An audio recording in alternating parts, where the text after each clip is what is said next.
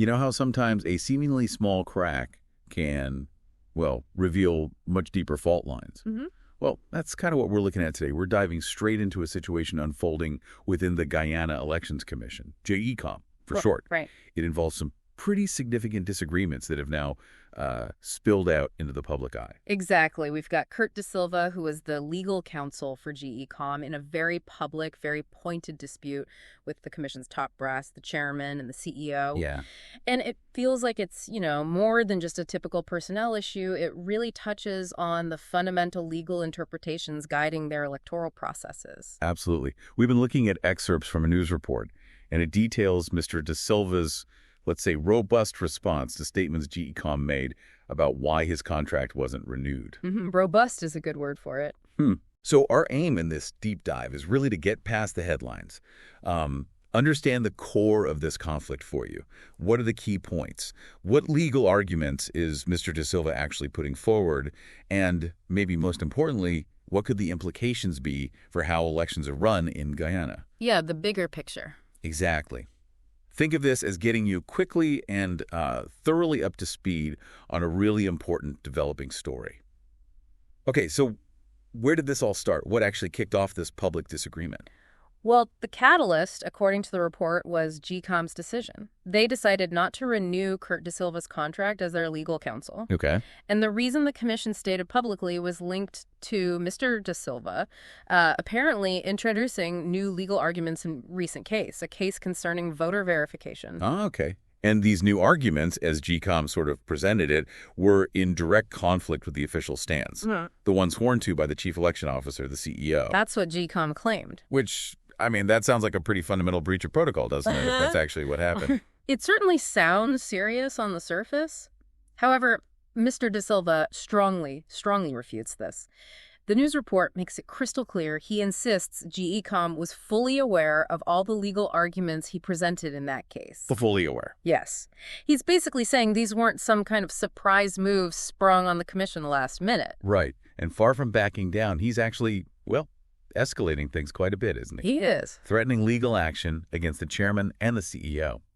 Accusing them of putting out falsehoods in press statements. I mean, those are serious allegations. Absolutely. Fighting words, as you said. His detailed letter to the GECOM chair, as it's reported, it leaves very little room for doubt about his position. Right. He contends the GECOM statement was, and I think this is a direct quote, replete with false and misleading statements, specifically about his professional conduct and the legal positions he took. Wow. And what's interesting there is why he feels so strongly that they already knew about his arguments. Yeah. That suggests something more than just a simple misunderstanding. Definitely. It suggests maybe a feeling of being blindsided or even betrayed, doesn't it? Yeah. He expresses surprise, disappointment that these alleged inaccuracies were made public, seemingly with the commission's okay, especially if, like he claims, they'd been kept in the loop all along about his legal strategy. And there was direct communication after the fact, too. Precisely. The report mentions he reached out directly to the chairman after seeing the press release, asked for a retraction. Okay. And he claims the chairman initially agreed, said he'd take it down, but then it didn't happen. That breakdown right there seems pretty central to understanding why Mr. De Silva is reacting so strongly now. I think so, too. It adds another layer to it. So let's dig into the specifics of these alleged falsehoods. Yeah. What exactly is Mr. De Silva saying GECOM got wrong or misrepresented? Okay, his main point seems to be that GECOM portrayed his legal submissions as if they were, something brand new or worse, totally at odds with the commission's established position. And he argues that's just not true. The report quotes him asserting that all his legal filings, his written submissions, everything was shared with the chairman, the CEO, and the commissioners. And crucially, when were they shared? Well, in advance, he says, well before being presented in court and even before his job performance appraisal was done. So the timeline he's laying out is absolutely critical here. He's essentially saying, look, you were informed this wasn't some sudden deviation from our agreed strategy. Exactly. He goes further, actually. He states that the substance, the actual content of his legal submissions shouldn't have surprised anyone at GECOM. Why not? Because, he claims, he'd been consistently informing the chairman and the commission about important legal matters, specifically related to elections, for months before this particular case even came up. Okay, so he's painting a picture of ongoing communication. Yes, a history of communication that he believes directly contradicts the story GECOM is telling now. And one key legal issue he says he kept raising was about the residency requirement, specifically for voters in the Regional Democratic Council elections, the RDC elections. Can you maybe break down the significance of that requirement for us? Sure. It's fundamental, really. The report highlights Mr. De Silva's focus on the constitutional requirement. It's in the Constitution that to vote in an RDC election, you have to reside in that specific region. Makes sense. Local elections, local residents. Exactly. It ensures local representatives are chosen by the people who actually live there, the ones directly affected by that regional council's decisions. Now, where it gets interesting is how Mr. De Silva connects this to the 2022 amendments to the National Registration Act. Okay. What did those amendments do? They brought in separate voters lists, one for general elections, that's the national level, and a separate one for regional elections, and separate ballot papers for each type too. Okay, separate lists, separate ballots. Yeah. So how did those changes from 2022 impact his thinking on the residency requirement? Why did it become such a point of focus for him? Well, his argument, as reported, is that with these separate lists and ballots now mandated by law, that residency requirement for the RDC elections became even more critical, procedurally speaking. Oh, critical how? He believed it potentially meant GECOM needed to change how they verified voter eligibility, how they managed the list, to ensure they were complying with the Constitution specifically at that regional level. It wasn't just one list anymore. Got it. So he's suggesting the updated laws basically highlighted the need for stricter checks, perhaps, to make sure the right people were voting in the right regional elections based on where they actually lived. That seems to be the core of his legal analysis on this point. And according to Mr. De Silva, what was GECOM's response when he raised this specific issue with them, particularly the chairman? Well, this is another key part of his account. He states that in his discussions with the chairman, specifically about this residency point, the chairman did not express any disagreement with his legal conclusions. No disagreement. That's his claim. And furthermore, he points to a memo he circulated way back in November 2024. Okay. Titled, Residency Requirement for General and Regional Elections, sent to the chairman, the CEO, and then distributed to all the commissioners. And what does he say happened with that memo? He claims that at the time, not one single commissioner raised any objections to the memo's content or his analysis in it. That really does raise a significant question, doesn't it? If his legal take was shared months earlier and apparently wasn't challenged then, why the big dispute now? Exactly. It seems to weaken GECOM's justification for the non-renewal, at least based on De Silva's version of events. Okay, let's pivot back to that specific voter verification case, the one that seems to be the flashpoint for all this. What was Mr. De Silva's initial advice to GECOM on how to handle that case? The report clarifies that when the case was first filed, his professional advice was actually quite aggressive. He advised GECOM to strongly oppose it and push for it to be dismissed outright. So initially, he was defending GECOM's existing processes. That's right. He was advocating for a robust defense. But then the case changed somehow. The legal application was amended. Yes, exactly. The application was amended later on, and the amendment specifically argued that residency verification was also a requirement for the regional elections. Bringing his key issue to the forefront. Precisely. And when that happened, Mr. Delza says he once again brought the constitutional residency requirement to the chairman's attention. He emphasized how important it was now, especially in light of this amended court application. Okay, second time he's raising it directly with the chair in this context. What was the chairman's reaction this time, according to De Silva? According to Mr. De Silva, the chairman's response was simply, wait and see. Wait and see what the Chief Justice decided on the matter. Wait and see. How did De Silva interpret that? He took it not as disagreement with his legal stance, but more as a cautious approach. Let's see how the court rules before we commit, perhaps. Okay. But what's also really interesting, the report notes that even the CEO's own affidavit in defense, filed in that very case, explicitly acknowledged the constitutional requirement that RDC members have to be elected by residents of their region. Wait, so the CEO's own sworn statement acknowledged the residency requirement? That's what the report indicates, yes.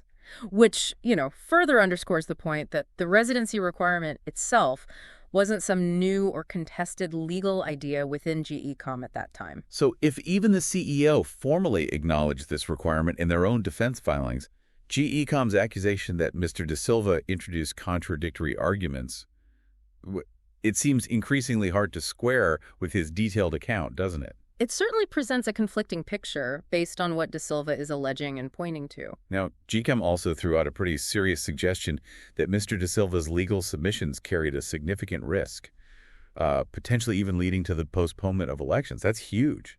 How does he respond to that? Yeah, that's a bombshell accusation. He strongly refutes it, calls it baseless. Baseless. Yes. And he suggests it's a mischaracterization basically designed to paint his submissions as reckless. He contends, on the contrary, that his legal arguments were actually firmly rooted in the existing law, in the Constitution.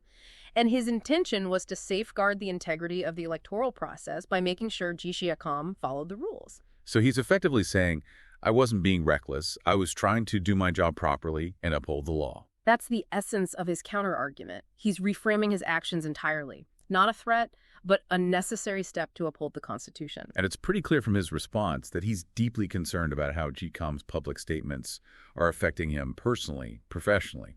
Absolutely. He explicitly mentions his worry that these, quote, unfounded statements have already started to damage his reputation. Which explains the demands he's making. Exactly. It seems to be a key motivator behind his demand for a full retraction and a formal apology from both the chairman and the CEO.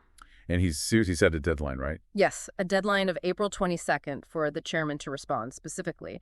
And he's indicating quite clearly he's prepared to pursue legal action if those demands aren't met. And he's also seeking a separate retraction and apology from the CEO regarding another press statement, one from back in March, which he also claims contained inaccuracies about him. So this isn't just about a contract not being renewed anymore, is it? It's become about his professional integrity being challenged very publicly. It certainly seems that way. It's escalated far beyond a simple employment issue. And just to add a bit more context about his professional standing, the report does highlight his track record, doesn't it? It does. It mentions his 3 years serving as GECOM's legal counsel, and significantly, that he received a very high performance appraisal score, 98%. 98%. That's very high. Extremely high. Plus, it notes his previous experience working at the Caribbean Court of Justice. Right. Which adds considerable weight to his legal background and credentials. So that background is important. Kind of paints a picture of someone with established legal experience, not, some rookie making wild claims. Exactly. It illustrates he's not someone without a proven track record in this field. And that perhaps makes GECOM's public statements and the whole situation feel even more perplexing, given his documented professional standing. So as we try to digest all of this, what do you see as the fundamental tension here? What's at the very heart of this dispute? Well, the core tension, as it really emerges from the details in the news report, it's a fundamental clash over the truth, essentially. A disagreement about the accuracy of GECOM's public story, about their former legal counsel's actions, and his legal understanding. Yeah. You've got a former top legal advisor publicly accusing the highest levels of the Elections Commission, the chairman, the CEO, of misrepresenting his arguments, misrepresenting their prior communications. It really throws up some serious questions, doesn't it? About transparency, about accountability within such a crucial institution like GECOM. Absolutely crucial. And these are really important questions, I think, for listeners to consider. Was GECOM genuinely unaware of the legal arguments Mr. De Silva was putting forward? Is that plausible given his account? Right. Were his submissions truly in conflict with the CEO's position? Or were they, as he argues pretty forcefully, actually in line with constitutional requirements that even the CEO acknowledged? Key questions. And maybe the biggest one, what are the potential broader consequences, this very public spat?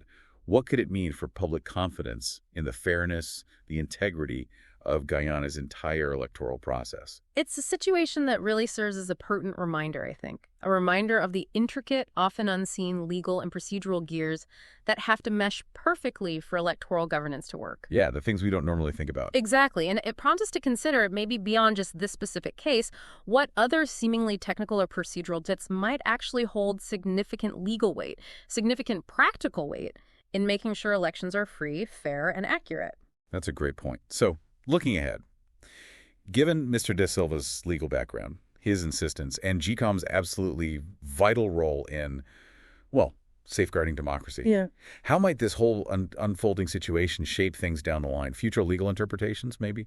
GECOM's own operating procedures? It's hard to say for sure right now, but it definitely could have ripple effects. It highlights potential ambiguities or pressure points in the electoral law and procedures.